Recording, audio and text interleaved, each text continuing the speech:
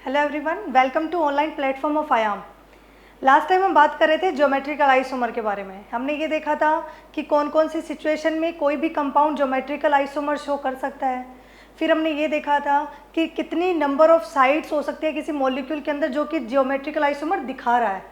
अब हमें क्या करना है, उस साइड को काउंट करने की क्या ज़रूरत थी, क्योंकि हमें इस मॉलिक्यूल के अंदर ये देखना है कि कितने ज्योमेट्रिकल आइसोमर्स पॉसिबल है किसी मॉलिक्यूल के अंदर। ठीक है, तो लास्ट टाइम हमने क्या किया था, इस फॉर्मूले पे बात करी थी। यहाँ पे हमने हमारी क्लास छोड़ी थी, तो आज यहीं से स्टार्ट करते हैं। तो इसके बारे में मैंने आपको बता दिया था कि जब भी किसी मॉलिक्यूल में हमें ज्योमेट्रिकल आइसोमर्स देखना है तो सबसे पहले उस मॉलिक्यूल्स में साइड काउंट करनी है कि कितनी साइड से उस मॉलिक्यूल में जीआई शो हो सकता है, जिसकी कंडीशन क्या थी, number 1 restricted rotation and number 2 क्या होना चाहिए, एक ही न्यूक्लियाई के जो दोनों एटम है वो क्या हो, डिफरेंट हो। अगर किसी मॉलिक्यूल के अंदर ऐसी साइड प्रेजेंट है तो वो सारी जीआई साइड थी। ठीक है, सिर्फ किसको अपने अवॉइड किया था, एक तो ट्रिपल बॉन्ड वाले को अवॉइड किया था, है ना। तो अब अपन स्टार्ट कर रहे हैं कि कैसे काउंट करेंगे हम उस मॉलिक्यूल के अंदर जीआई। तो आपको ये टेबल बनवाई थी मैंने यहाँ पे।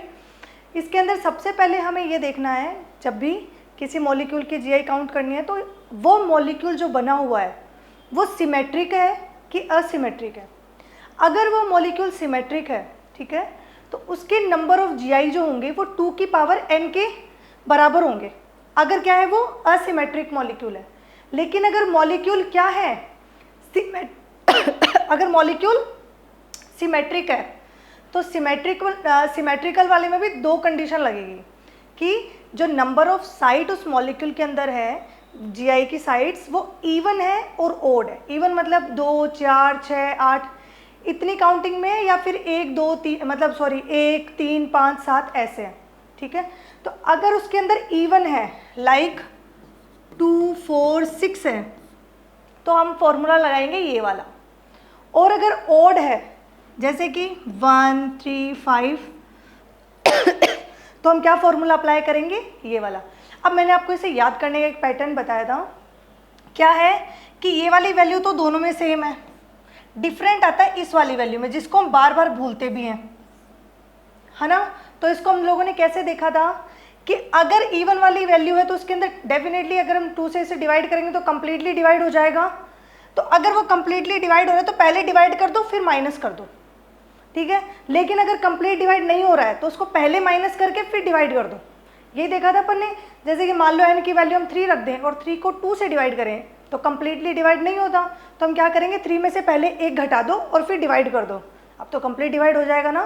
तो इस फॉर्मूले को अगर आप याद नहीं भी करोगे, लेकिन इतना भी रख रखा है ना अपने दिमाग के अंदर कि डिवाइड करके -1 करना है, तो भी आप अप्रोच कर लोगे। ठीक है, तो ऐसे डिफ्रेंशिएट करके फॉर्मूला आपको याद होना चाहिए। अब चलो इसे करते हैं अप्लाई। कुछ एग्जाम्पल्स देखते हैं। जैसे मान लो हमारे पास है ये मॉलिक्यूल। सबसे पहले हमें इसके अंदर क्या देखनी है, जीआई साइट्स देखनी है कि कितनी जीआई साइट्स है। तो देखो, अगर हम बात करें रेस्ट्रिक्टेड रोटेशन सिर्फ यही है और इसमें यही है। इस एक ही न्यूक्लियाई के दोनों एटम डिफरेंट होने चाहिए, जो कि है, और इसके भी डिफरेंट है। इसका मतलब ये एक तो जीआई साइट मिल गई।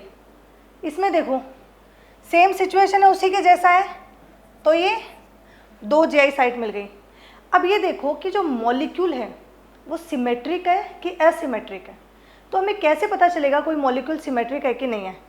एक काम क्या करो, किसी मॉलिक्यूल के ना मिड में खड़े हो जाओ। जैसे मान लो अगर इस मॉलिक्यूल के मैं यहाँ मिड में खड़ी हो जाऊँ तो क्या होगा, इस तरफ भी CH है, इधर भी CH है, उसके नेक्स्ट डबल बॉन्ड, इधर भी है डबल बॉन्ड, फिर CH अगेन CH, मतलब मॉलिक्यूल्स जस्ट कॉपी हो रहे हैं। इसका मतलब इस मॉलिक्यूल, ये मॉलिक्यूल कैसा है, सिमेट्रिक।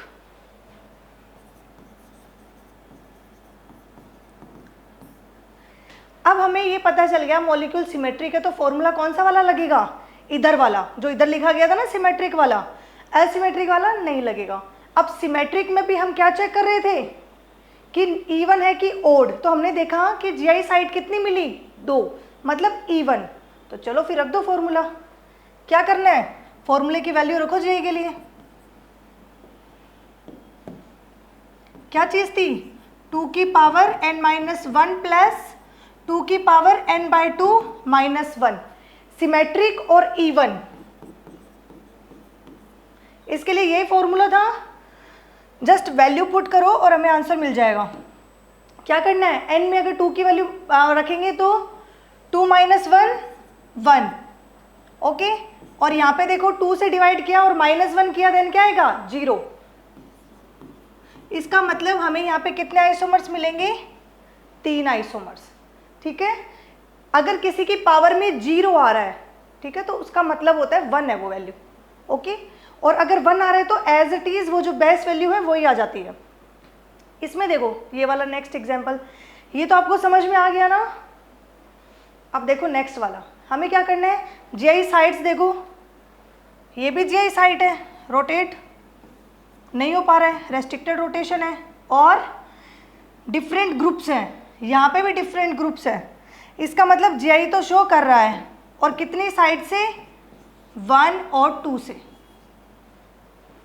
अब हमें क्या करना है, ये देखना है कि जो मॉलिक्यूल है वो सिमेट्रिक है कि एसिमेट्रिक है। तो क्या करेंगे, इसके एक ऐसे बॉन्ड पे खड़े हो जाओ जहाँ से हमें दोनों ग्रुप सेम या डिफरेंट मिले, ठीक है। तो जैसे कि मैं यहाँ पे खड़ी हो जाती हूँ, आपको मॉलिक्यूल को देख के ना आइडिया लग जाएगा कि कौन से बॉन्ड पे खड़ा होना है। कभी भी आप ऐसे थोड़ी करोगे कि यहाँ से खड़े होकर फिर देख रहे हो, आपको पता है भाई उधर बड़ा ग्रुप जा रहा है, वहाँ पे कैसे पता चलेगा। ऐसे ग्रुप में होना है जिससे कि हमें सिमेट्री का जल्दी से पता चल जाए। तो जब यहाँ पे अपन खड़े होंगे तो क्या दिखेगा, यहाँ तक तो ग्रुप सेम है और एंड वाला ग्रुप क्या हो गया, डिफरेंट। यहाँ पे मिथाइल और यहाँ पे इथाइल ग्रुप, तो ये कैसा हुआ, असिमेट्रिक। ये एसिमेट्रिक मॉलिक्यूल है, और हमें पता है एसिमेट्रिक वाली में हमने ये नहीं देखा था इवन है कि ऑड है, नहीं, डायरेक्ट सिंपल फॉर्मूला था 2 की पावर n। तो यहाँ पे पुट कर दो, n की वैल्यू क्या आई, n = 2 आया। तो आप वैल्यू पुट करो और आंसर निकालो। क्या लगेगा जी का फॉर्मूला, 2 की पावर n मीन्स 2 की पावर 2 = 4। यहाँ पे 4 मिलेंगे, कैसे, एक सिस्ट्रांस ये देगा और एक सिस्ट्रांस वो देगा, ठीक है। तो चलो नेक्स्ट देखते हैं ये वाला एग्जाम्पल। पहले हमें क्या करना है, देखना है कि कंपाउंड में जीआई साइट है भी कि नहीं है। तो मैंने आपको बताया था रिंग के अंदर क्या होता है कि 2 सिरों पे भी अगर ग्रुप डिफरेंट है तो वो जीआई दिखाते हैं, क्योंकि ये वाला बॉन्ड क्या होता है, रेस्ट्रिक्टेड होता है, बताया था ना ये। तो यहाँ पे एक ही बॉन्ड अगर अपन देखें तो सिर्फ एक ही बॉन्ड रेस्ट्रिक्टेड है, तो जीआई साइट कितनी है, 1, ठीक है। ये मॉलिक्यूल सिमेट्रिक है कि एसिमेट्रिक है, बताओ। तो देखो इसके अंदर क्या करना है, मॉलिक्यूल क्या है, सिमेट्रिक, तो लगाओ फिर फॉर्मूले पे वैल्यू रखो, और वैल्यू क्या है हमारे पास, ओड, सिमेट्रिक प्लस ओड हमारे पास यहाँ पे वैल्यू आई है। तो फॉर्मूला रख दो, फॉर्मूला क्या था, 2 की पावर n - 1 प्लस 2 की पावर n - 1/2, ओड के लिए यही था। तो देखो 2 की पावर 1 - 1 0, यहाँ पे भी सेम आएगी वैल्यू 0। तो अगर 2 की पावर 0 आ रही है तो वैल्यू क्या हो जाएगी, 1 + 1 = 2। इसका मतलब इसके 2 आइसोमर्स बन सकते हैं, कौन कौन से, एक बन जाएगा सिस, एक बन जाएगा ट्रांस, ठीक है। कैसे, देखो ऐसे बन जाएगा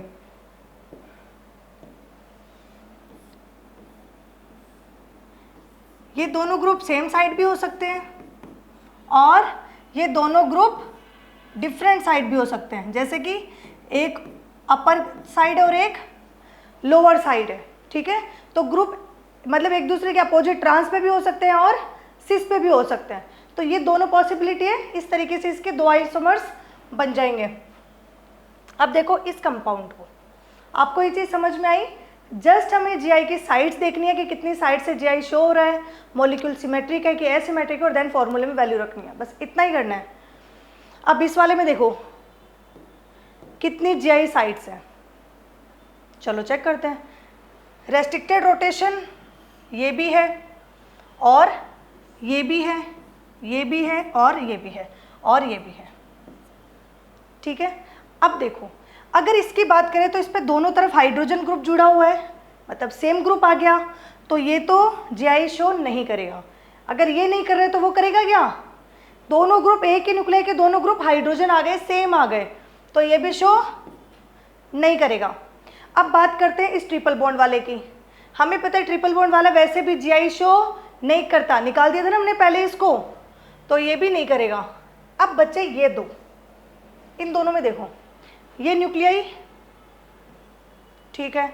अब यहाँ पे एक तरफ तो हाइड्रोजन और एक तरफ ये ग्रुप है, और इसमें एक तरफ हाइड्रोजन और एक तरफ ये ग्रुप है, तो ये जीआई शो करेगा।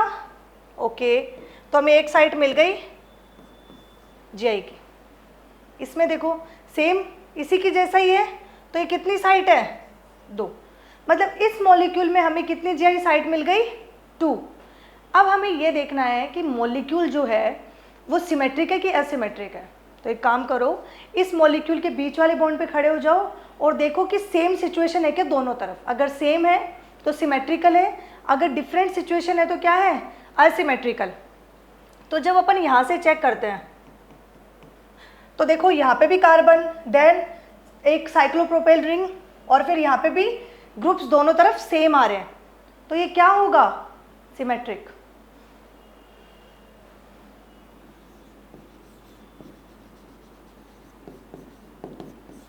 Symmetric group. और यहाँ पे जो जीआई साइट है वो कितनी है नंबर में? देखो 1 2 2 है, मतलब इवन है। तो सिमेट्रिक और इवन की क्या कंडीशन थी? क्या कंडीशन थी इसमें? फॉर्मूला पुट करना है 2 की पावर n माइनस 1 प्लस 2 की पावर n बाई 2 माइनस 1। ठीक है, इस जैसे ये मॉलिक्यूल है, इसको देख के पता चल रहा है कि सिमेट्रिक है। आप बीच वाले बॉन्ड पे खड़े हो जाओ, देन मूव करो, यहाँ पे देख के आइडिया लग जाएगा इस तरह के स्ट्रक्चर के अंदर। ठीक है, अगर कंडेंस स्ट्रक्चर दी हुई तो उसको खोल के बना दो, उससे पता चल जाता है। सिमेट्रिक एसिमेट्रिक निकालने का ये बेस्ट तरीका है कि आप एक ऐसा बॉन्ड पकड़ो जो मिड में हो और उससे मूव करना स्टार्ट करो, आपको आइडिया लग जाएगा। ग्रुप सेम है तो सिमेट्रिकल, अगर एक तरफ भी ग्रुप डिफरेंट आ गया तो एसिमेट्रिकल की कैटेगरी में चला जाता है। ठीक है, तो यहाँ पे ये हमारा फॉर्मूला है, यहाँ पे वैल्यू रख दो 2 की पावर 2 माइनस 1 प्लस 2 की पावर 2 बाई 2 माइनस 1। तो यहाँ पे क्या वैल्यू आई? 2 की पावर 1 प्लस 2 की पावर 0। कितने आइसोमर्स बनेंगे? 3 आइसोमर्स। ठीक है, तो इस तरीके से इन क्वेश्चंस को करना होता है। अब ये एक एग्जाम्पल हो रहा है, इसको भी समझते हैं, और ये अच्छा एग्जाम्पल है। अब तक हमने जितना भी जीआई के अंदर पढ़ा है ना, उस सबको ये एग्जाम्पल कवर कर देता है। काफ़ी सारी चीज़ें यहाँ पे कवर हो जाती हैं। तो चलो, सबसे पहले हमें क्या करना है, ये देखना है कि कितनी साइड से जीआई शो हो रहा है।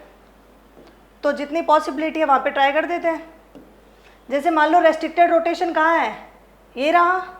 ठीक है, और रेस्ट्रिक्टेड रोटेशन और एक ही न्यूक्लियर के दोनों ग्रुप डिफरेंट, तो यहाँ पे OH है और वहाँ पे हाइड्रोजन, तो ग्रुप तो डिफरेंट है।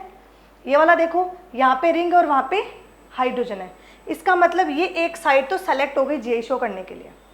इस वाले को देखो, रेस्ट्रिक्टेड रोटेशन और एक ही न्यूक्लियर के दोनों ग्रुप डिफरेंट, तो यहाँ पे OH है और यहाँ पे कौन है? हाइड्रोजन।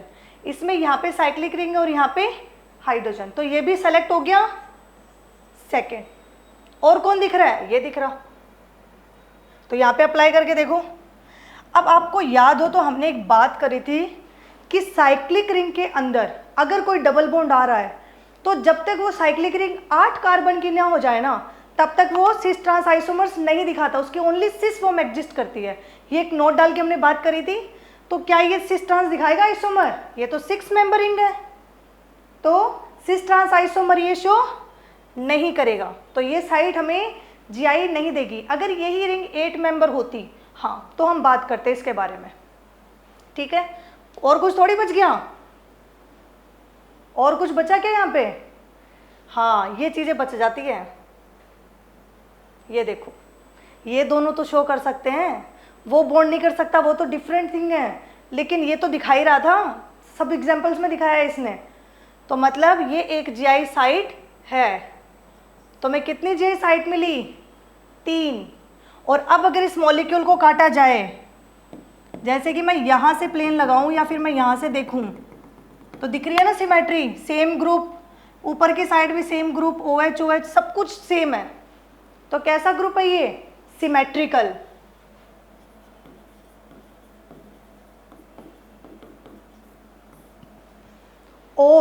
और यहां पे क्या हो रहा है? इवन की ओड, 1 2 3, इसका मतलब ओड। तो अब इसके हिसाब से फॉर्मूला रख दो और वैल्यू निकाल लो। क्या था ओड का फॉर्मूला? 2 की पावर n-1 प्लस 2 की पावर n-1/2। वैल्यू पुट करो, जस्ट 3-1 प्लस 2 की पावर 3-1/2। तो यहाँ पे क्या है? 2 की पावर 2 प्लस 3 में से 1 गया तो 2, 2 से 2 उड़ा दो 1। तो यहाँ पे जो वैल्यू आई वो आई 6। इसका मतलब इसके कितने पॉसिबल आइसोमर्स बनेंगे? 6 बनेंगे। अब जिनको ये लगा रहता है ना कि हम बना के देखेंगे 6 आइसोमर कौन कौन से बनेंगे, तो ये बेटा इस तरीके के क्वेश्चन आपके एग्जाम में नहीं आते हैं। बस आपको ये बताना होता है कि कितने पॉसिबल आइसोमर्स हैं, यहाँ तक क्वेश्चन आता है। और अगर पूछता भी है तो लाइक इस तरह के एग्जाम्पल्स में पूछ लेता है, जैसे यहाँ पे पूछ लिया कि 2 कौन कौन से हैं, तो इस तरीके से जरूर आ जाता है। बाकी आपसे जस्ट ये पूछा जाता है कि कितने पॉसिबल आइसोमर्स बनेंगे, ठीक है। तो फाइनली आज हमारी ज्योमेट्रिकल आइसोमर जो टॉपिक था वो हुआ ख़त्म, जिसमें हमने क्या क्या देख लिया? सिर्फ ये देखा कि कौन कौन सी पॉसिबिलिटी होती है, क्या क्या कंडीशन चाहिए होती है ज्योमेट्रिकल आइसोमर दिखाने के लिए, कितनी साइड्स होती हैं और टोटल उसमें कितने ज्योमेट्रिकल आइसोमर है, ठीक है। ये 3 चीज़ें हमने ज्योमेट्रिकल आइसोमर में पढ़ ली। आज हम स्टार्ट करते हैं कॉन्फ़िगरेशन का second part which is optical isomerism. तो चलो इसका भी आज श्री गणेश कर देते हैं।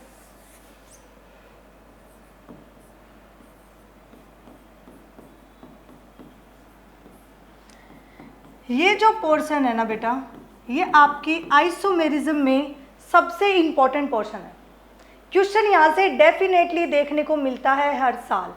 किस तरीके की क्वेश्चन आपसे पूछ लिया जाएगा कि कौन सा कंपाउंड है जिसमें कायरल सेंटर है, कितने कायरल सेंटर है, और आपसे पूछ लिया जाएगा कि कौन सा आर है, कौन सा एस है, कौन सा ऑप्टिकल एक्टिव है, कौन सा ऑप्टिकल इनएक्टिव है, कौन सा इनेंशियोमर है, डाइस्टीरियोमर, आइडेंटिकल है, होमोमर है। मतलब बहुत सारे क्वेश्चंस इस टॉपिक से आपके बहुत सारे क्वेश्चंस पूछने की पॉसिबिलिटी है और यहाँ से डेफिनेटली क्वेश्चन देखने को मिलता है।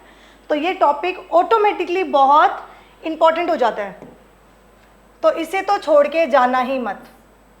जिसको भी आइसोमेरिज्म से नफरत है, भले ही होगी, ये टॉपिक तो बिल्कुल नहीं छोड़ना।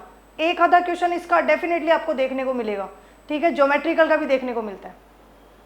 अब हमें बात करनी है ऑप्टिकल आइसोमर्स की। तो देखो, कोई भी कंपाउंड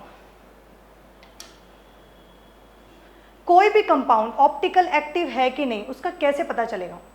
तो पहले एक है ना एक्सपेरिमेंट सेट किया जाता था किसी कंपाउंड की ऑप्टिकल एक्टिविटी दिखाने के लिए कि वो ऑप्टिकल एक्टिव है कि नहीं है। तो चलो उसे अपन समझते हैं पहले, है ना, फिर इसके बाद में देखेंगे कि क्या क्या चेंजेस हुए, क्या क्या हुआ, ये आगे की बात है। तो यहाँ पे क्या है, हाँ, हमारे पास है एक सॉल्यूशन।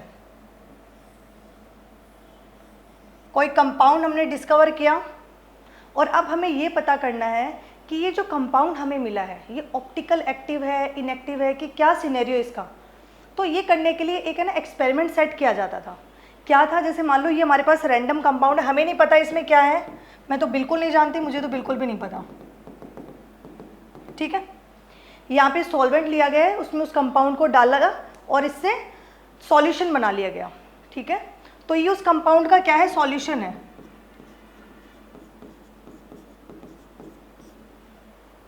ओके, अब क्या होगा कि इस एक्सपेरिमेंट के अंदर एक अनपोलराइज्ड लाइट होगी। अनपोलराइज्ड लाइट का क्या मतलब है, जैसे मान लो कोई भी लाइट है तो वो लाइट किससे बना है, फोटोन से बना है, ठीक है।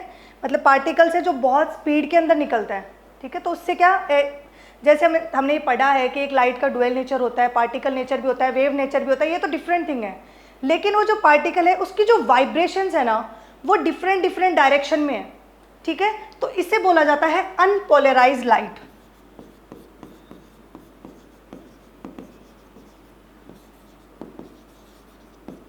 मतलब एक वेव जा रही है जो मल्टीपल डायरेक्शन के अंदर है, रैंडम डायरेक्शन, ऊपर नीचे दाएं बाएं, और अनलिमिटेड डायरेक्शन है उसके पास, ठीक है।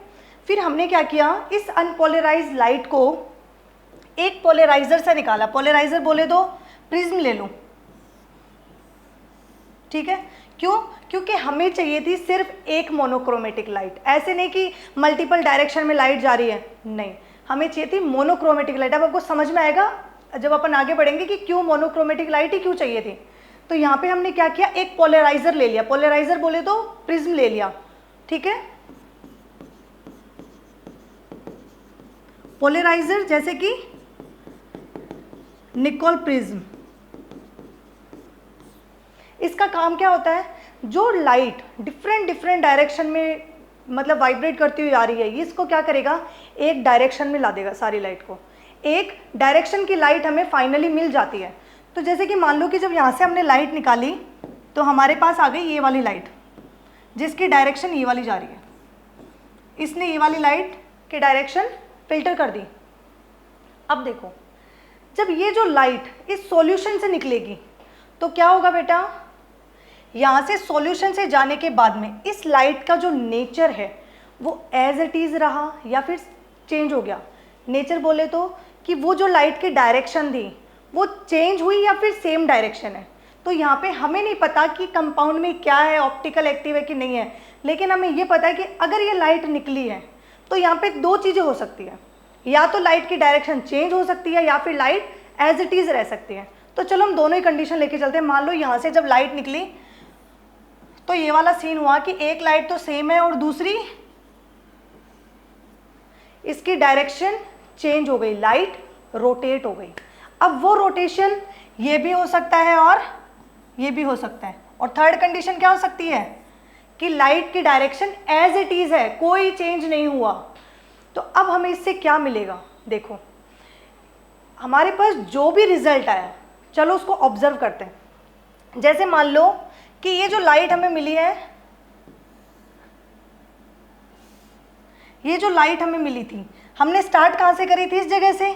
लाइट हमारी ऐसे थी, अब क्या हुआ कि लाइट में हो गया रोटेशन और हमें नंबर 1 वाली लाइट मिल गई, ठीक है। इसका मतलब जो लाइन स्ट्रेट थी वो क्या कर गई, रोटेट कर गई। अच्छा, कंपैरिजन हम ब्लैक वाले से कर रहे हैं तो ड्रॉ भी ब्लैक वाली करेंगे, ठीक है।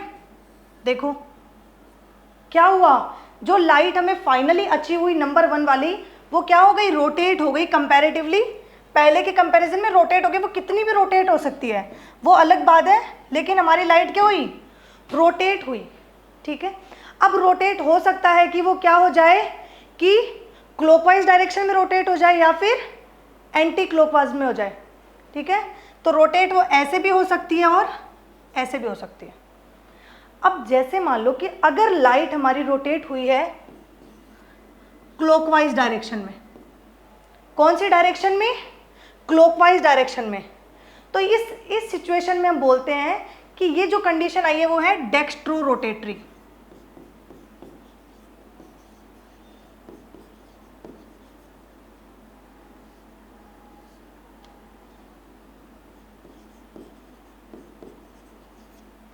लाइट हमारी क्या हुई है, अगर क्लॉकवाइज डायरेक्शन में घूमी है तो ये जो सिचुएशन है वो क्या है, डेक्स्ट्रो रोटेटरी, जिसको हम स्मॉल डी से या फिर पॉजिटिव से डिनोट करते हैं। तो क्या ये ऑप्टिकल एक्टिव है, हाँ। अगर लाइट घूमी है, भले ही वो क्लॉकवाइज घूमो या एंटी क्लॉकवाइज घूमो, मतलब हमारा जो कंपाउंड था उसने लाइट को रोटेट कर दिया, इसका मतलब ये जो कंपाउंड है वो कैसा है, ऑप्टिकली एक्टिव। भले ही वो रोटेशन क्लॉकवाइज हो या एंटी क्लॉकवाइज हो, बस नाम चेंज हो जाएगा। अगर वो क्लॉकवाइज है तो उसे डेक्स्ट्रो रोटेटरी बोलेंगे, अगर वो एंटी क्लॉकवाइज है तो उसको बोल देंगे लीवो रोटेटरी, ठीक है। तो इसका मतलब हमारा जो कंपाउंड था वो कैसा है, एक्टिव। कैसा एक्टिव, ऑप्टिकल एक्टिव, ठीक है। तो इस तरीके से एक्सपेरिमेंट सेट किया जाता था। अगर लाइट घूमती हमारी एंटी क्लॉकवाइज, अब इसे याद करने की जरूरत नहीं है, एक घड़ी इमेजिन करो, घड़ी की डायरेक्शन ये होती है, तो ये क्या है, क्लॉकवाइज। और अगर घड़ी को ऐसे घुमा दिया जाए लाइक उल्टा, तो वो क्या है, एंटी क्लॉकवाइज, ठीक है। तो ये कैसे चल रही है, एंटी क्लॉकवाइज चल रही है। तो इसका नाम होता है लीवो रोटेटरी। ओके, और इसे हम डिनोट करते हैं नेगेटिव से, या फिर बोले तो स्मॉल एल से। ठीक है, तो स्मॉल डी और स्मॉल एल क्या होता है? ये होता है कि मतलब किसी भी कंपाउंड में से जब हम क्या करते हैं, मोनोक्रोमेटिक लाइट निकालते हैं, तो वो लाइट की डायरेक्शन क्लॉकवाइज होती है कि एंटी क्लॉकवाइज होती है, ये बताता है हमें डेक्स्ट्रो रोटेटरी और लीवो रोटेटरी। इसका मतलब ये दोनों सीन में तो कंपाउंड ऑप्टिकल एक्टिव है, ये तो समझ में आ गया। लेकिन अगर ऐसा हो जाए कि लाइट रोटेट ही नहीं करी तो क्या होगा? तो ये जो कंपाउंड हमें मिला है वो कैसा हो जाता है? Optically inactive. जैसे मान लो हमने लाइट निकाली और जस्ट एज इट इज हमें वेवलेंथ मतलब जो लाइट की डायरेक्शन थी वो चेंज नहीं हुई, एज इट इज डायरेक्शन मिल गई। इसका मतलब ये है कि कंपाउंड कैसा है? Optically inactive. Optical inactive. इस तरीके से ये एक्सपेरिमेंट होता था, इस तरीके से हमें डाटा मिलता था। तो देखो यहाँ से हमें ये तो पता चल गया कि कंपाउंड ऑप्टिकली एक्टिव है कि इनएक्टिव है। अब जिसको याद नहीं रहता कि एल किसको बोलेंगे, डी किसको बोलेंगे, तो ये याद रख लेना कि अगर मान लो कि मैं घड़ी घुमा रही हूँ, तो लेफ्ट साइड जब अपन चलते हैं घड़ी में, ये अपना लेफ्ट साइड है, इस तरफ वाले को क्या बोलते हैं? Left side.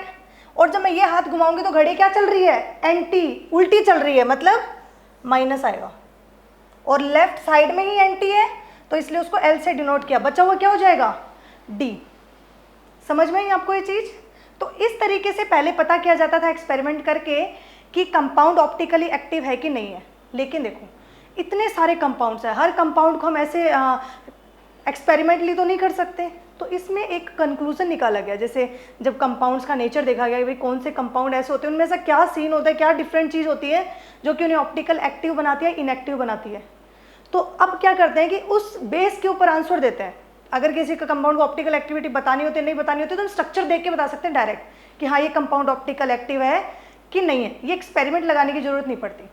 तो वो कौन सी ऐसी प्रॉपर्टी है जो ये बताती है बिना एक्सपेरिमेंट के हमें ये बता देती है कि कंपाउंड ऑप्टिकल एक्टिव है कि नहीं है? तो आओ आज उन प्रॉपर्टीज की बात करते हैं। ये एक्सपेरिमेंट था, ये चीज आपको समझ में आई? यहाँ से ये क्वेश्चन बन जाता है कि आपसे डी और एल पूछ लिया जाता है, तो डी एल और एल ये बताता है कि कंपाउंड ऑप्टिकल एक्टिव है कि नहीं है। That's it. ठीक है, तो चलो अब आगे चलते हैं। अगर कोई कंपाउंड ऑप्टिकल एक्टिव है या फिर इनएक्टिव है तो हमें देख के कैसे पता चलेगा स्ट्रक्चर का? तो उसमें कुछ ऐसी प्रॉपर्टीज होगी जो कि ये आइडेंटिफाई करेगी कि हाँ अगर ये प्रॉपर्टी है तो ऑप्टिकल एक्टिव है, नहीं है तो ऑप्टिकली इनएक्टिव है। तो वो प्रॉपर्टी क्या थी?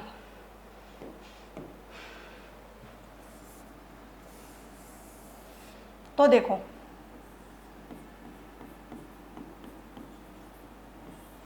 Optical isomers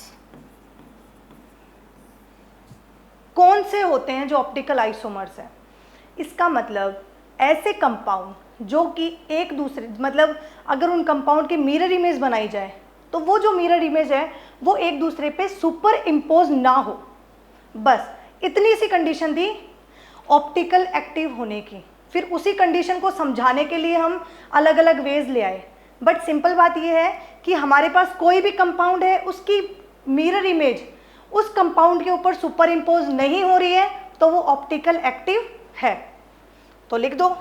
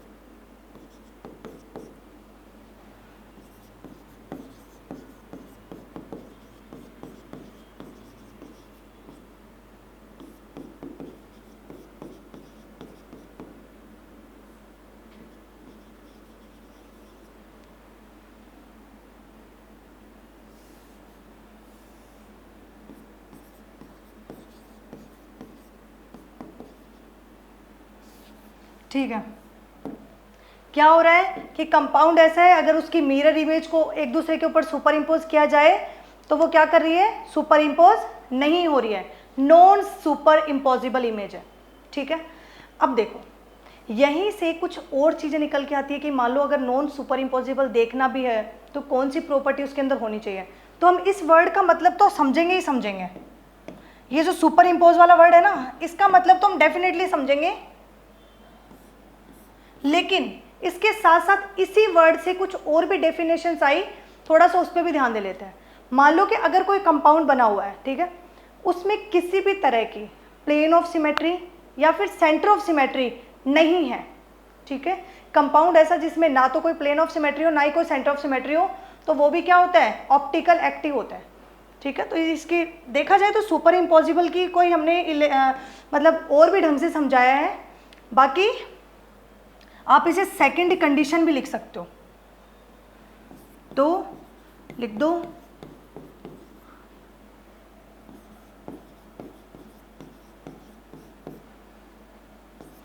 plane of symmetry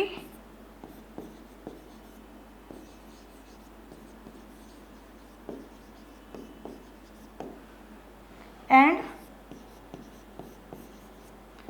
centre of symmetry.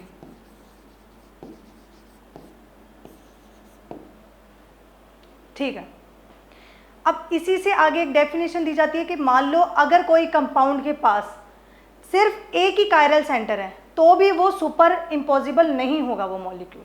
ठीक है, इन सभी वर्ड्स का मतलब बेटा मैं समझाऊंगी, एक बार जस्ट इसको लिखते हैं फिर आगे बढ़ेंगे तो इन्हीं को समझेंगे। नेक्स्ट अपना ये चलने वाला है कि इसको देखो कि क्या बोलना चाहता है ये। तो एक बार प्लेन ऑफ सिमेट्री को भी अंडरलाइन कर देते हैं और सेंटर ऑफ सिमेट्री को भी।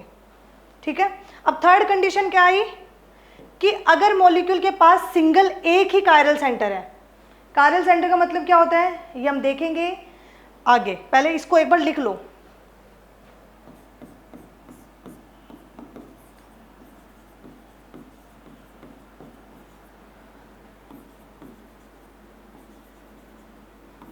Only one chiral centre,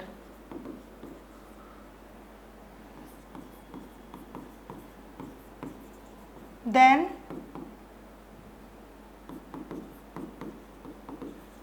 it will be optically active।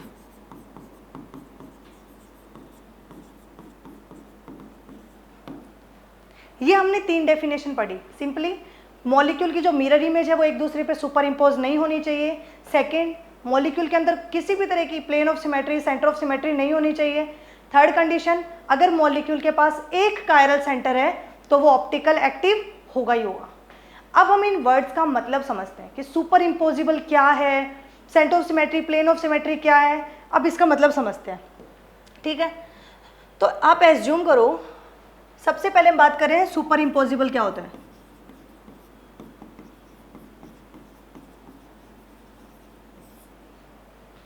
आप एज्यूम करो कि आपके पास एक पानी की बोतल है। ठीक है, परफ्यूम की मान लो, पानी की कम परफ्यूम की ज़्यादा लग रही है ये। ठीक है, अगर इसकी मिरर इमेज बनाई जाए तो क्या बनेगी, ये बनेगी। ठीक है, ये इसी की मिरर इमेज है।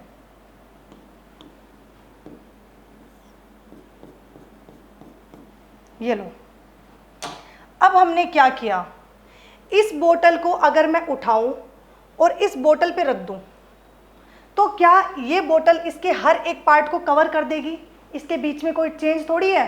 अगर इस बोतल को उठाया जाए और इसके ऊपर रख दिया जाए तो आराम से कवर कर देगी। जैसे मेरी ये एक बोतल है, इसके ऊपर मैं दूसरी बोतल रख दूं तो दोनों एक दूसरे को क्या कर देगी, सुपर इम्पोज कर देगी, कवर कर रही है प्रॉपर। ठीक है, तो इस कंडीशन में हम बोलेंगे कि मॉलिक्यूल क्या है, सुपर इम्पॉसिबल है। अगर उसकी मिरर इमेज को उसके ऊपर रखा जाता है तो एज इट इज उसकी कॉपी है। ठीक है, जहाँ पे इसका ढक्कन है वहीं पे बोतल का ढक्कन है, जहाँ पे इसकी गर्दन है वहीं गर्दन है, जहाँ पे इसका बेस है वहीं बेस है, मतलब सब कुछ एज इट इज है। तो ये समझ में आया, इसका मतलब है सुपर इम्पोज होना। जैसे कि एक प्लेट का एग्जाम्पल ले लो, हमारे पास ये कोई प्लेट है,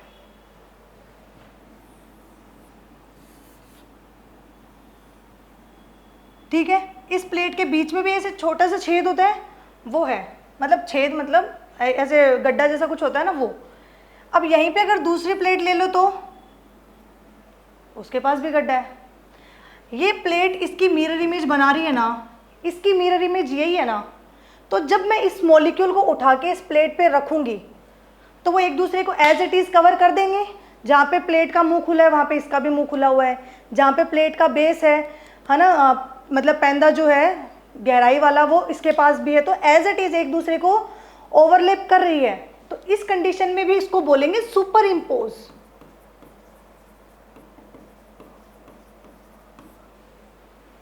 लेकिन मान लो हम एग्जाम्पल लेते हैं हाथ का, ठीक है, ये हमारे पास एक हाथ है, किसी का भी हो, क्या फर्क पड़ता है, मतलब ज़्यादा सुंदर नहीं बनाना था मुझे। हाँ, ये हमारे पास हाथ है जिसका अंगूठा बहुत बड़ा है, और अगर इसी की मिरर इमेज बनाई जाए तो वो क्या बनेगी, ये बनेगी।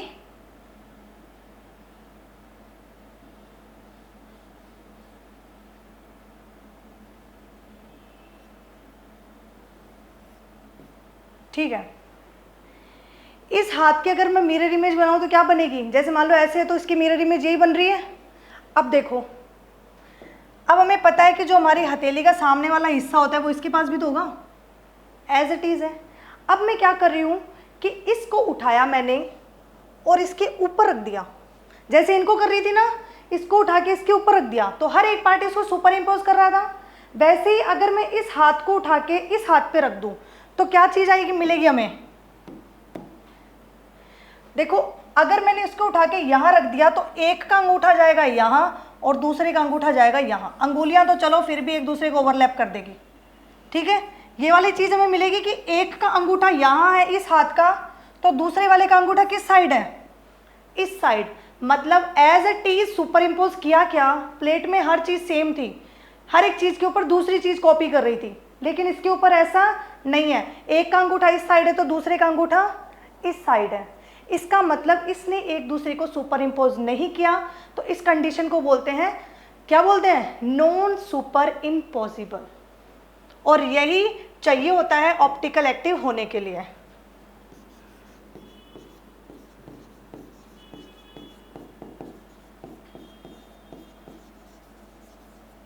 यही कंडीशन मांगता है ऑप्टिकल एक्टिव कंपाउंड कि सुपर इम्पोज ना करे, नॉन सुपर इम्पोजिबल मॉलिक्यूल बने। ठीक है, आप इस वर्ड का मतलब समझ गए होंगे जिसके बारे में हमने पहले डिस्कशन किया था, इस वर्ड का मतलब। ओके, अब आते हैं इस पे, कंपाउंड ऐसा हो जिसके पास प्लेन ऑफ, मतलब उसके पास क्या नहीं होना चाहिए, प्लेन ऑफ सिमेट्री और सेंटर ऑफ सिमेट्री नहीं होनी चाहिए। तो पहले हम समझ तो रहे क्या होता है प्लेन ऑफ सिमेट्री, तो चलो स्टार्ट करते हैं।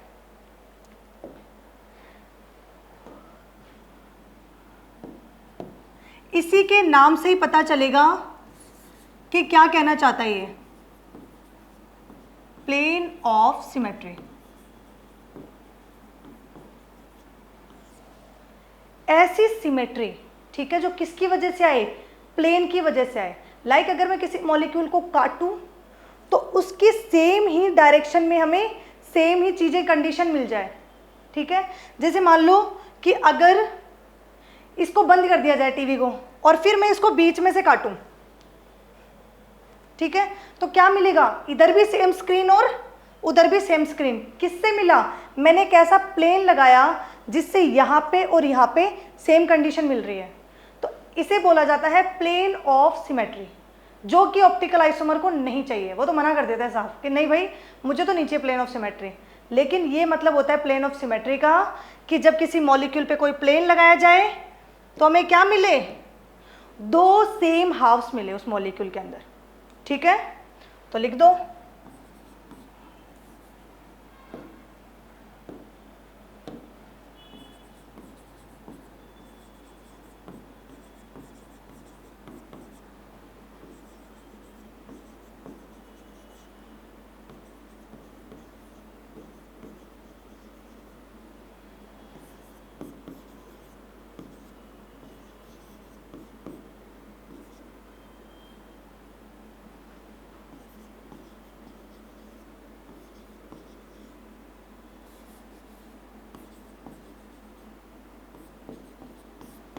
जब उसे काटा जाए तो क्या मिले, सेम हाउस मिले उसके, ठीक है।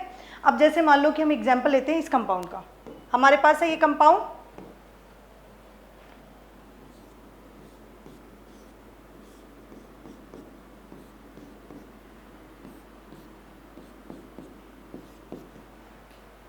ठीक है। इस कंपाउंड को हमें इस तरीके से काटना है, अगर पॉसिबल हुआ तो इसे काटने के ऊपर क्या होगा कि सेम ही ग्रुप हमें दोनों साइड मिले। तो मान लो कि मैं प्लेन अप्लाई कर दूं, ये वाला, यहाँ पे मैंने ये वाला प्लेन लगा दिया, तो जैसे ही मैं ये वाला प्लेन लगाऊंगी तो क्या होगा, इसके एक साइड फ्लोरीन है, उधर भी फ्लोरीन है, जितनी दूरी पे क्लोरीन है उसके अपोजिट साइड भी क्या है, क्लोरीन। तो इस मॉलिक्यूल को मैं आराम से काट सकती हूँ, ठीक है, काटते हमें सेम ग्रुप मिल जाता है। तो इसे बोलते हैं प्लेन ऑफ सिमेट्री। जैसे मान लो कि अगर कंपाउंड है ये वाला,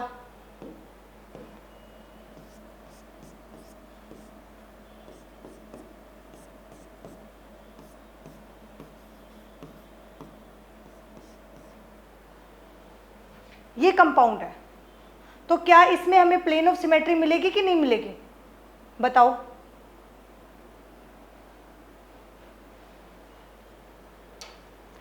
अच्छा, आपको ये तो याद होगा ना कि इस कंपाउंड को हमने ज्योमेट्रिकल आइसोमर में जरूर पढ़ा हुआ है, रेस्ट्रिक्टेड रोटेशन, दोनों बॉन्ड डिफरेंट, याद आ रहा है कुछ कुछ, कहाँ पढ़ा था, ज्योमेट्रिकल आइसोमर में। क्यों भाई, ऑप्टिकल में क्यों नहीं पढ़ा हमने इस मॉलिक्यूल को, कुछ तो वजह रही होगी ना कि हम इसे ऑप्टिकल में नहीं लेके जा रहे, जबकि इसके तो देखो कोई प्लेन भी नहीं है, फिर भी नहीं लेके जा रहे, क्यों, क्योंकि ये जो मॉलिक्यूल होता है ना, इसमें परमानेंटली ज्योमेट्रिक प्लेन होता है ऑलरेडी, ठीक है।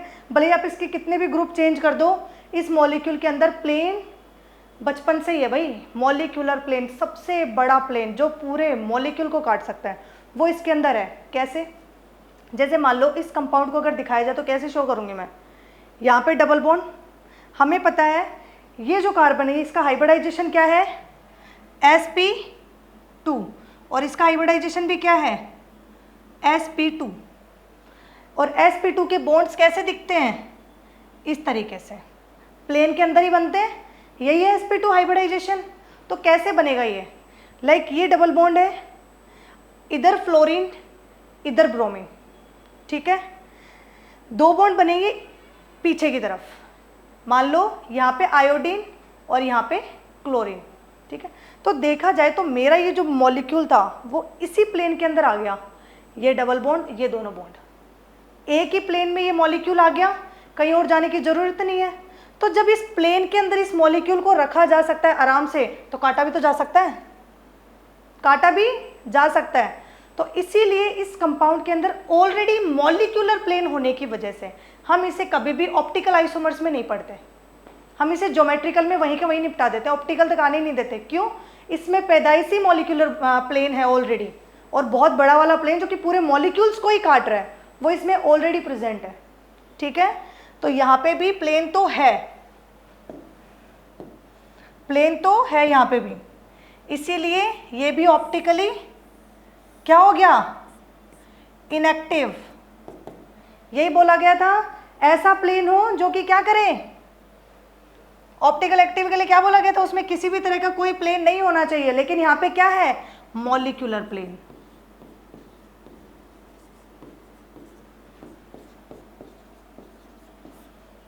तो ये कंपाउंड भी ऑप्टिकल एक्टिव नहीं है।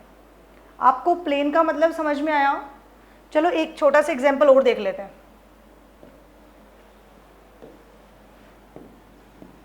जैसे मान लो हमारे पास है ये कंपाउंड, ठीक है,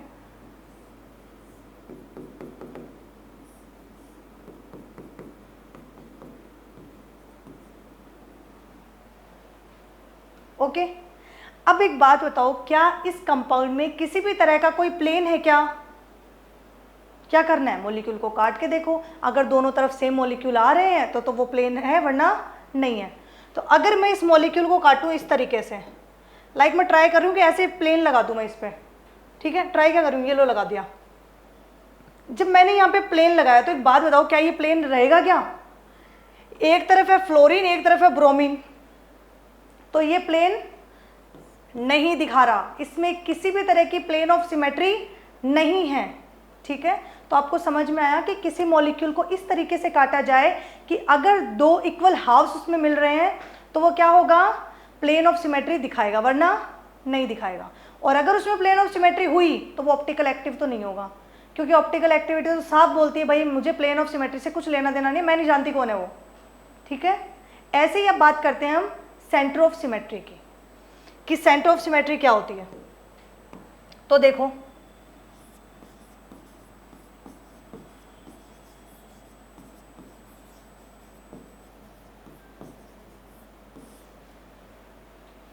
इसका मतलब क्या है, सेंटर की वजह से क्या आएगी, सिमेट्री। मतलब कभी मान लो किसी मॉलिक्यूल, कोई मॉलिक्यूल हमें दिया हुआ है, हम उसके बीचों बीच खड़े हो गए और क्या कर रहे हैं कि उसकी अपोजिट डायरेक्शन में चल रहे हैं। ठीक है, जैसे मान लो कि एक बॉन्ड इस तरफ जा रहा है तो दूसरा इसके अपोजिट जाना चाहिए, एक बॉन्ड उधर जा रहा है तो इसके जस्ट अपोजिट चलना चाहिए, अगर एक बॉन्ड ऊपर जा रहा है तो दूसरा उसके नीचे चलना चाहिए, नीचे। ठीक है, तो क्या होगा कि मॉलिक्यूल के बीच में हमें खड़ा होना है और उसके अपोजिट डायरेक्शन में चलना है। ऐसा करने पर अगर हमें उसके अपोजिट डायरेक्शन में सेम ग्रुप मिल रहा है तो वो सेंटर ऑफ सिमेट्री है, वरना नहीं है। ठीक है, तो मॉलिक्यूल के बीच में खड़ा होना है, फिर हमें अपोजिट डायरेक्शन में चलना है, सेम ग्रुप मिला तो सेंटर ऑफ सिमेट्री है, वरना नहीं है।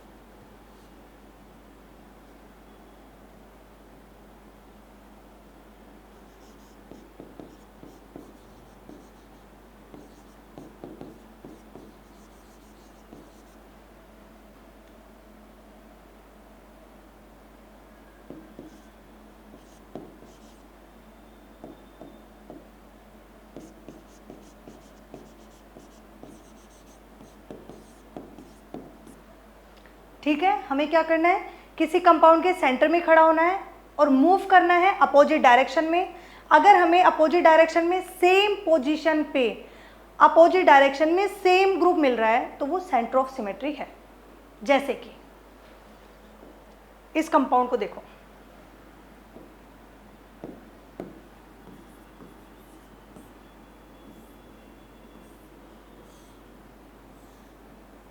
ठीक है,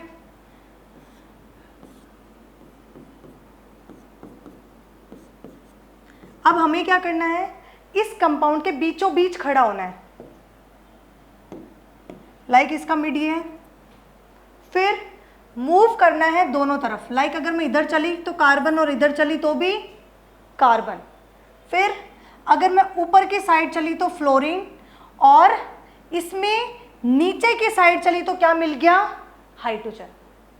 क्यों, अगर उसमें मैं ऊपर चली तो इधर क्या चलना पड़ेगा, नीचे, क्योंकि अपोजिट डायरेक्शन में मूव करना है। एक साइड अगर मैं ऊपर जा रही हूँ दूसरी साइड नीचे जाना पड़ेगा, यही बोलते हैं अपोजिट डायरेक्शन।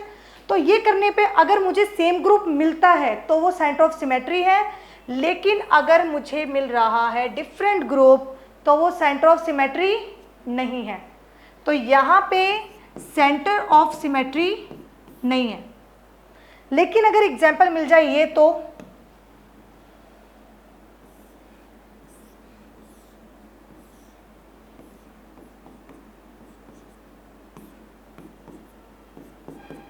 अब क्या करें, कुछ नहीं, मॉलिक्यूल के बीच में खड़े हो जाओ और अपोजिट डायरेक्शन में चलो।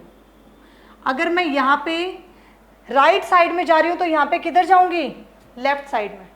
ठीक है, अगर इधर मैं अप जा रही हूँ तो इधर क्या जाऊँगी, डाउन साइड में।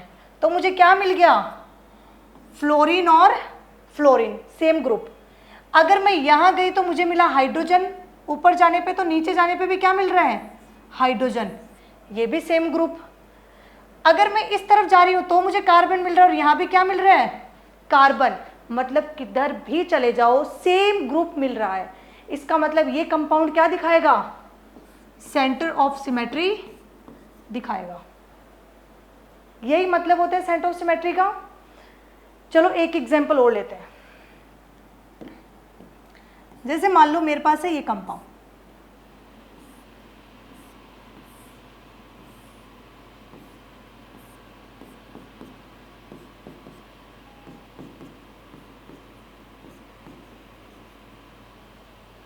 ठीक है।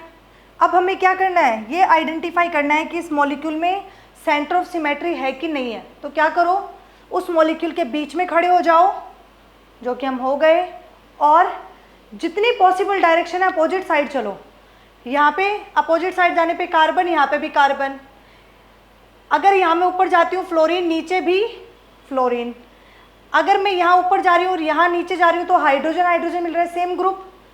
फिर अगर मैं इस डायरेक्शन में चल रही हूँ तो कार्बन, तो इधर भी कार्बन मिल रहा है। लेकिन इधर मुझे आगे मिल रहा है ब्रोमीन और इधर मिलेगा हाइड्रोजन। मतलब एक भी साइड पे अगर ऐसा हो गया ना कि ग्रुप डिफरेंट मिल गया तो उसमें सेंटर ऑफ सिमेट्री नहीं है। सेंटर ऑफ सिमेट्री का मतलब है मॉलिक्यूल में हर साइड में सेम सिचुएशन, लेकिन इस कंडीशन में हर साइड में सेम थोड़ी आ रही है। अगर यहाँ पे मैं जा रही हूँ तो ब्रोमीन और यहाँ पे हाइड्रोजन, कंडीशन चेंज हो गई, ठीक है। तो इसलिए यहाँ पे सेंटर ऑफ सिमेट्री क्या हो जाती है, एब्सेंट हो जाती है, यहाँ नहीं मिलेगी, ठीक है। एक तरीके से हम ये भी बोल सकते हैं कि कंपाउंड में अगर जेड मिल रहा है, जेड बोले तो अपोजिट साइड ही जा रही हूँ, जैसे यहाँ से मैं चलूँ इधर चलूँ तो अपोजिट, इधर मैं लेफ्ट साइड जा रही हूँ इधर राइट साइड जा रही हूँ, तो जेड ही बनता है हर कंडीशन में। कहीं भी चले जाओ सेंटर ऑफ सिमेट्री में जेड ही होता है, ठीक है। जेड मतलब ये सिचुएशन, अगर हमें ये सिचुएशन मिल रही है और जेड के जो कोने हैं वो भी सेम होने चाहिए। जेड का मतलब ही ये है कि इसके जो कोने के एटम्स हैं जहाँ पे भी हैं वहाँ सेम होना चाहिए, तब मैं उसे जेड बोलूँगी। ऐसा नहीं जेड जबरदस्ती बना रही हूँ, ग्रुप तो आ रहे हैं डिफरेंट, फिर भी मैं उसको जेड बोल रही हूँ, फिर वो जेड नहीं है। इस कंडीशन में ये मॉलिक्यूल जेड में है। देखो अपोजिट साइड चलने पे मुझे जेड मिल रहा है। तो अगर किसी मॉलिक्यूल में सेंटर में खड़े होने पर जेड मिल रहा है हमें, एक जेड की बात नहीं हो रही है, पूरे मॉलिक्यूल में हमें जेड मिल रहा है, तो वो क्या होगा, सेंटर ऑफ सिमेट्री दिखाएगा। लेकिन एक भी जगह अगर सिचुएशन खराब हो गई, एक भी जगह में जेड नहीं मिला, एटम है पर जेड नहीं है, तो सेंटर ऑफ सिमेट्री नहीं मिलेगी। जैसे कि इस एग्जाम्पल में हुआ, यहाँ पे हमें एक जेड तो मिला लेकिन बाकी मॉलिक्यूल का क्या करें, वो तो डिफरेंट हो गया, तो सेंटर ऑफ सिमेट्री है ही नहीं। सेंटर ऑफ सिमेट्री मतलब जेड बनना, तो जेड बना ही नहीं, तो यहाँ पे सेंटर ऑफ सिमेट्री क्या है, एब्सेंट है। और ऑप्टिकल एक्टिव को क्या चाहिए था, सेंटर ऑफ सिमेट्री के लिए तो मना कर रहा था वो कि नहीं चाहिए मुझे सेंटर ऑफ सिमेट्री, नहीं चाहिए मुझे प्लेन ऑफ सिमेट्री, तो मैं ऑप्टिकल एक्टिव होऊंगा वरना नहीं होऊंगा। तो ये मॉलिक्यूल आराम से ऑप्टिकल एक्टिव है, ठीक है। आपको ये चीज़ क्लियर हुई। एक और एग्जाम्पल ले लेते हैं। जैसे मान लो हमारे पास है ये कंपाउंड,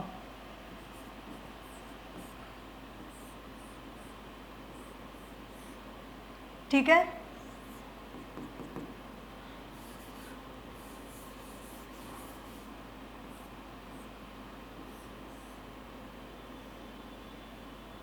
और यहाँ पे एक बॉन्ड है इस तरफ और एक बॉन्ड है इस तरफ, ये दोनों है फ्लोरीन फ्लोरीन। अब हमसे पूछा जाए कि इस कंपाउंड में सेंटर ऑफ सिमेट्री है कि नहीं है, तो हमें क्या करना पड़ेगा, मॉलिक्यूल के अंदर इसके बीचों बीच जाके खड़े हो जाओ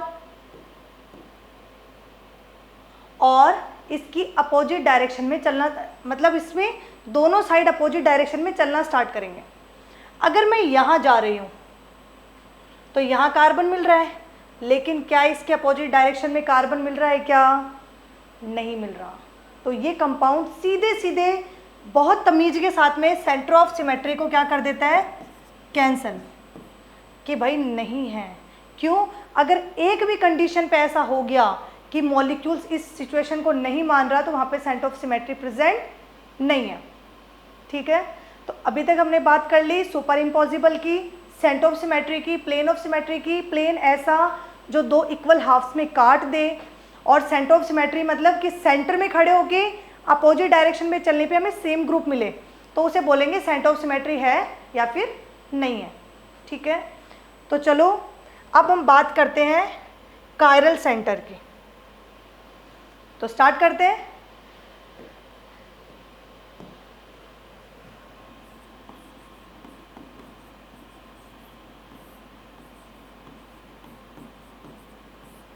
अगर आप इस डेफिनेशन को देखोगे ना जो हमने लिखी है यहाँ पे,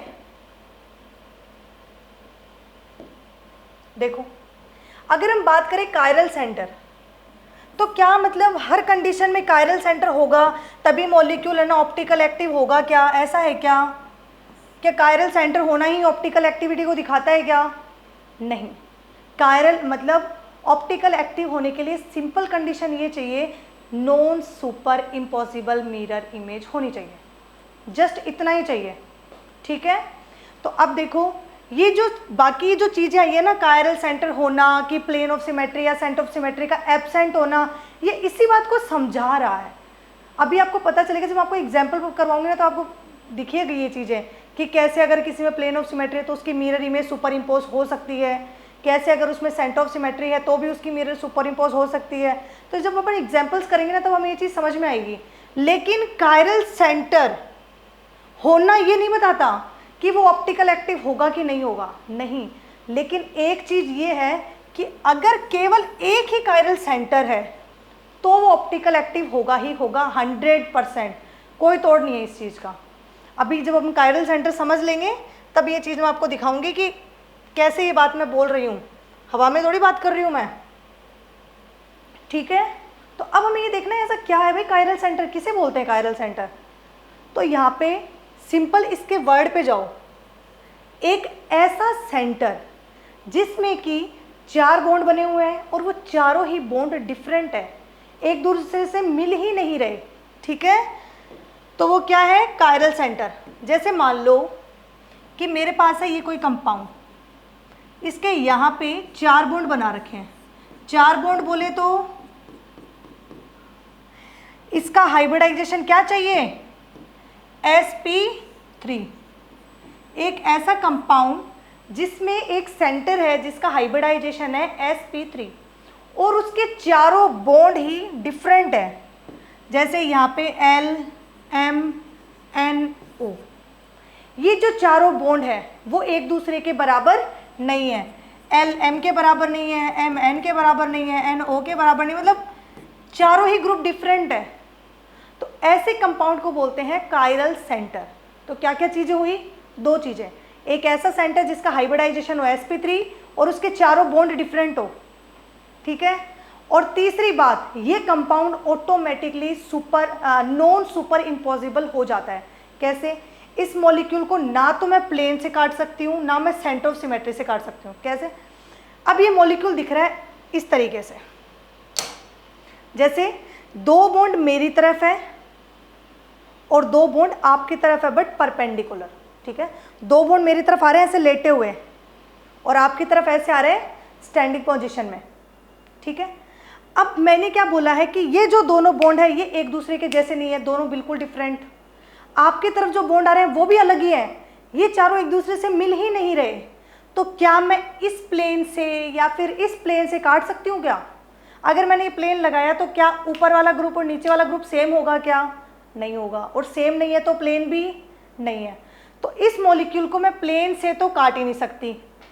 फिर सेंटर ऑफ सिमेट्री की बात करें तो क्या बोलती है सेंटर ऑफ सिमेट्री, कि उसके बीच में खड़े हो और फिर चलो, दोनों साइड अपोजिट डायरेक्शन होनी चाहिए और सेम ग्रुप मिलना चाहिए। अब अगर इस बॉन्ड में मैं यहाँ पे खड़ी होकर चल रही हूँ तो नीचे क्या मुझे एल ग्रुप मिल रहा है क्या? नहीं मिल रहा ना। इधर अगर ओ बन रहा है तो उधर भी क्या ओ बन रहा है क्या? आपको पता है ये दोनों बॉन्ड तो डिफरेंट डायरेक्शन में है, इसके प्लेन के अंदर नहीं बन रहा ना। तो इसका मतलब इस कंपाउंड में सेंटर ऑफ सिमेट्री भी नहीं है, ना तो इसमें प्लेन ऑफ सिमेट्री है ना इसमें सेंटर ऑफ सिमेट्री है। तो ये कैसा कंपाउंड हुआ? नॉन सुपर इम्पॉसिबल, और ये हमेशा ऑप्टिकल एक्टिव होता है। तो उस नोट का मतलब आपको समझ में आया कि अगर किसी कंपाउंड में एक कायरल सेंटर है, कायरल सेंटर मतलब एक ऐसा सेंटर जिसका हाइब्रिडाइजेशन है sp3 और उसके चारों बॉन्ड ही डिफरेंट है, ऐसे को क्या बोलते हैं? Chiral centre. इसका मतलब इस मॉलिक्यूल के अंदर ना तो प्लेन ऑफ सिमेट्री है ना ही सेंटर ऑफ सिमेट्री है, तो अगर इसकी मिरर इमेज बना भी दे हम, तो भी वो सुपर इम्पोज नहीं कर पाएगी एक दूसरे को, ठीक है, तो भी वो सुपर इम्पोज नहीं कर पाएगी। कैसे पता चला? ये लो बना लो। अगर मैं इसकी मिरर इमेज बनाऊंगी तो क्या बनेगी? यहां पे L ग्रुप, यहां पे O ग्रुप, और अप साइड में M, और यहां पे N। ठीक है, अब मैंने क्या किया, इस मॉलिक्यूल को उठाया और मैं इस पे रख रही हूं। तो जब मैं इस पे इस मॉलिक्यूल को उठा के रख रही हूं, तो L तो क्या कर रहा है, ऊपर की तरफ ही है, और O किधर जा रहा है, उस तरफ। इस मॉलिक्यूल को उठा के लाए और इस पे रख रहे हैं, तो L तो ओवरलैप कर रहा है, लेकिन ऑक्सीजन अलग ही डायरेक्शन में जा रहा है, जबकि इसका ऑक्सीजन इधर है। तो ये बॉन्ड जो है, ये जो मॉलिक्यूल बना है, ये सुपर इम्पोज हुआ क्या? नहीं हुआ।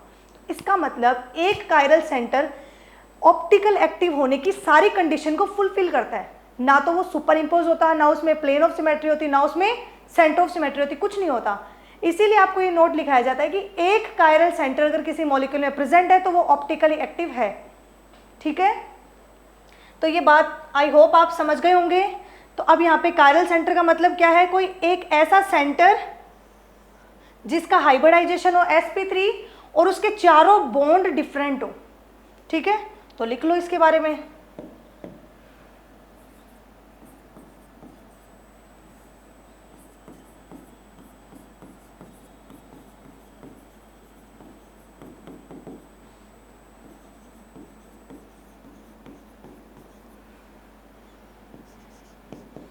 with sp3 hybridization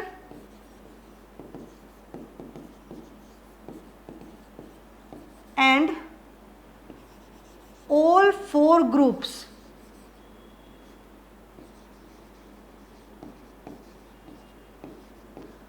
are different composition। ये क्या होते हैं? कायरल सेंटर होते हैं। अब अगर बात करें तो कायरल कार्बन क्या होता है? तो अगर वो सेंटर एटम कार्बन है तो वो कंपाउंड कहलाएगा कायरल कार्बन। ठीक है, अगर यहाँ मैं X ना लेके मैं कोई कार्बन ले रही हूं तो इस कंपाउंड को क्या बोलेंगे? Chiral carbon. अच्छा, एक चीज इसमें ये लिखने के साथ साथ ये भी लिख लो कि ये जो कंपाउंड होता है ऑलवेज ऑप्टिकल एक्टिव होता है और नॉन सुपर इम्पोज भी होता है।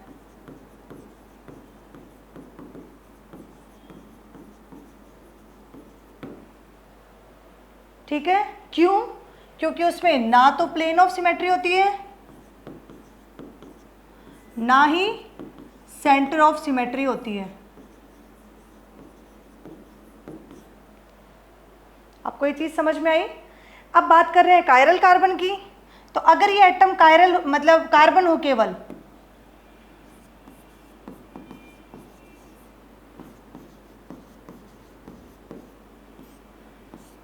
ठीक है, अगर ये जो एटम है जिसकी हम इतनी तारीफ कर रहे हैं कि sp3 हाइब्रिडाइज्ड है, चारों ग्रुप डिफरेंट है, अगर ये कार्बन एटम की बात करें, यही स्टोरी हम कार्बन के लिए बोलें, तो ये सेंटर हो जाता है कायरल कार्बन। ठीक है, तो लिख दो।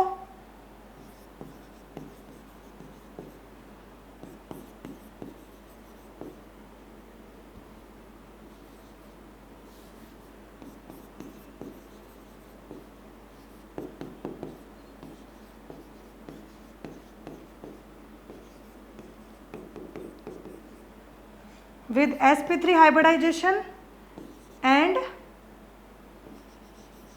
all four valency should be different।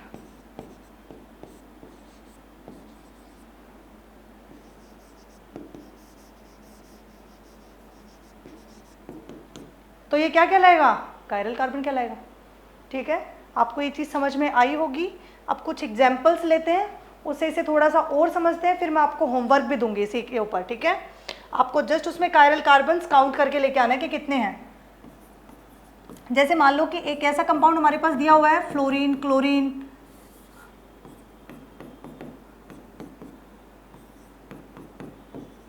Bromine और आयोडीन। तो ये कार्बन कैसा है? sp3 हाइब्रिडाइज्ड है, हाँ है। और चारों एटम डिफरेंट है, हाँ भाई बिल्कुल है। तो ये क्या होगा? Chiral carbon. हाँ, ये कायरल कार्बन होगा। ठीक है। अब एक ऐसा कंपाउंड है आपके पास जिसका क्या हो रहा है, इस तरीके की स्ट्रक्चर दी हुई है, तो क्या ये कायरल सेंटर है क्या? कैसे पता करेंगे? sp3 हाइब्रिडाइज्ड, हाँ है। क्यों? ये देखो 3 सिग्मा बॉन्ड और 1 लॉन पेयर, तो क्या हो गया? sp3 हाइब्रिडाइज्ड है। ये जो सेंटर है कैसा है? sp3 hybridised. क्या इसके चारों बॉन्ड डिफरेंट है क्या? तो एक तरफ है CH3, एक तरफ है CH3, दोनों सेम? नहीं भाई, नहीं है, कायरल सेंटर नहीं है। अगर यहाँ पे कुछ और ग्रुप होता तो ये डेफिनेटली कायरल सेंटर होता। ठीक है। अब एक एग्जांपल ये देखो, जैसे मान लो आपको दिया हुआ ये कंपाउंड,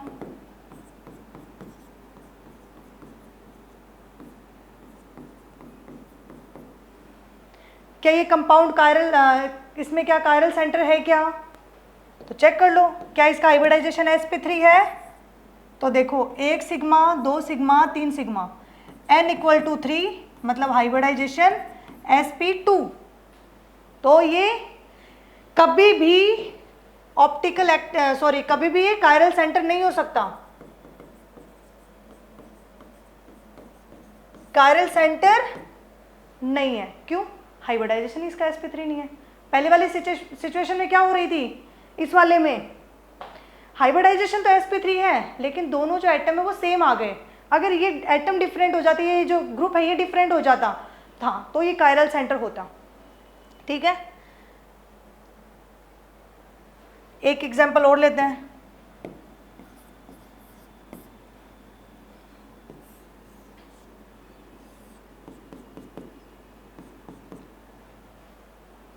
क्या इसके अंदर कायरल कार्बन है कि नहीं है? तो देखो, सबसे पहले हाइब्रिडाइजेशन sp3, हाँ है। इसका भी sp3, हाँ है। इसका भी sp3, हाँ भाई है। और यहाँ पे भी sp3 हाइब्रिडाइजेशन तो पूरे मॉलिक्यूल में है। सेकंड कंडीशन क्या चाहिए कि चारों जो ग्रुप जुड़े हुए हैं वो क्या होने चाहिए? डिफरेंट होने चाहिए। तो इस कंपाउंड में देखो, अगर मैं इस सेंटर की बात करूँ तो सबके सब हाइड्रोजन है, तो कायरल सेंटर नहीं है। इस पे बात करूँ तो इस पे भी तीनों के तीनों हाइड्रोजन है, तो कायरल सेंटर नहीं है। इस पे देखो 2-2 हाइड्रोजन, यहाँ पे भी हाइड्रोजन है, यहाँ पे भी हाइड्रोजन है। कार्बन की वैलेंसी बची हुई सारी वैलेंसी हाइड्रोजन से फुलफिल होती है, तो यहाँ पे 2 वैलेंसी बची है 4 में से, तो वो भी हाइड्रोजन, दोनों सेम ग्रुप आ गए, नहीं है। इसको देखो, एक तरफ मिथाइल ग्रुप है, एक तरफ इथाइल ग्रुप है, फ्लोरीन है, और चौथा कौन है? हाइड्रोजन। चारों ग्रुप डिफरेंट, तो ये क्या होगा? कायरल सेंटर या कायरल कार्बन होगा। और कायरल कार्बन को किससे दिखाते हैं? ऐसे स्टार बना के। स्टार का मतलब होता है कि वो कायरल कार्बन है। अब देखो, कई बार क्या होता है, आपको ऐसी स्ट्रक्चर दी जाती है जिसमें ना आपसे कायरल कार्बन है ना काउंट करने में स्किप हो जाता है, कुछ ना कुछ बच जाता है। तो आप एक काम किया करो, हर एक सेंटर पे है ना पेन चलाया करो, हर एक सेंटर को देखा करो कि कायरल है कि नहीं है, क्योंकि कई बार आंखों के सामने होते हुए भी हमें नहीं पता चलता कि वो कायरल सेंटर है कि नहीं है। इसलिए क्या करना होता है, हर एक एटम को जैसे मैंने इस मॉलिक्यूल में चेक किया है वैसे ही चेक करना होता है। इससे आप इजीली कायरल सेंटर काउंट कर सकते हो, कायरल कार्बन काउंट कर सकते हो। तो यही तरीका, अगर आपको कोई एग्जांपल दे दिया जाए तो हर एक सेंटर को चेक करते हुए चलो कि वो कायरल कार्बन है कि नहीं है। ठीक है, तो कुछ एग्जांपल्स लिख लो घर के लिए।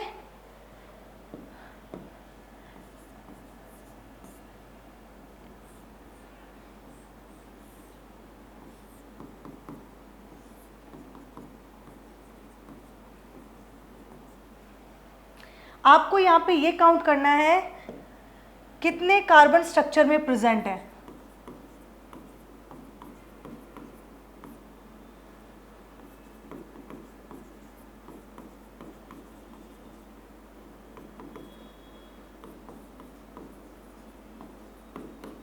In given compounds. ये आपको चेक करके बताना है, ठीक है। एक एग्जांपल ये रहा,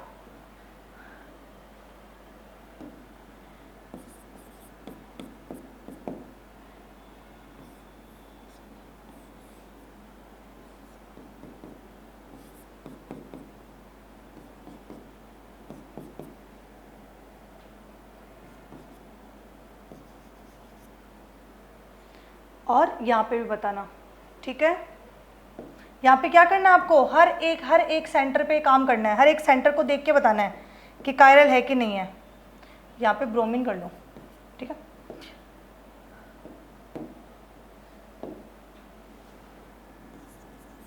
आपने ये नोट डाउन कर लिया होगा, ये 2 एग्जाम्पल और एक और लिख लो।